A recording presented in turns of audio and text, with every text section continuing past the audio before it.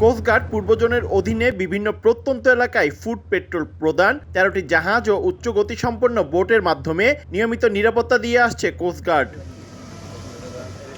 গত ফেব্রুয়ারি থেকে ৪ মাসে ১১,৬,৪১,০০০ টাকা মূল্যের মাদকদ্রব্য জব্দ করা হয়। এর মধ্যে ২২,১৫,৭৪৪ পিস ইয়াবা, ১,১৫১ বোতল বিদেশি মদ, ১,১৪৩ ক্যান বিয়ার, হুইস্কি, বাংলা মদ, গাঁজা অভিযান চালিয়ে জব্দ করা হয়। এছাড়া ৭৮ জন মাদক কারবারি, ২৪টি দেশীয় অস্ত্রসহ ৮ জন দুর্ধর্ষ সন্ত্রাসী ও ডাকাতকেও ধরা হয়েছে অভিযানে।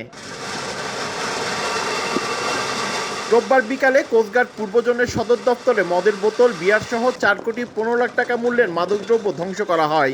এ সময় চিফ জুডিশিয়াল ম্যাজিস্ট্রেট, কোস্টগার্ড, পুলিশের ঊর্ধ্বতন কর্মকর্তারা উপস্থিত ছিলেন।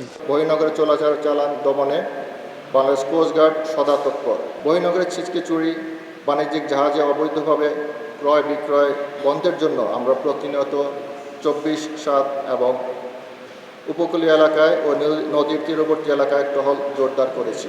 সামুদ্রিক মৎস্য সংরক্ষণ ও মৎস্য উৎপাদন বৃদ্ধির লক্ষ্যে অভিযান চালিয়ে ৫০ লক্ষ টাকা সমমূল্যের ৪ মেট্রিক টন জ্বালানি তেল, ৭.৮ মেট্রিক টন ভোজ্য তেল, ৩০০ কেজি জাটকা, ৭.৫ টন সামুদ্রিক মাছ জব্দ করেছে কোস্টগার্ড। সুনীল অর্থনীতিকে সমৃদ্ধশালী করার লক্ষ্যে সমুদ্র, উপকূলীয় এবং নদী তীরবর্তী অঞ্চলে সার্বক্ষণিক নজরদারি রাখছে বাংলাদেশ কোস্টগার্ড। ভবিষ্যতে উক্ত কার্যক্রমসমূহ অব্যাহত থাকবে। বহির্নোঙরে চোরাচালান দমনে, বাণিজ্যিক জাহাজে অবৈধভাবে ক্রয় বিক্রয় বন্ধে নদী তীরবর্তী ও উপকূলীয় এলাকায় টহল জোরদার করা হয়েছে বলেও জানায় কোস্টগার্ড।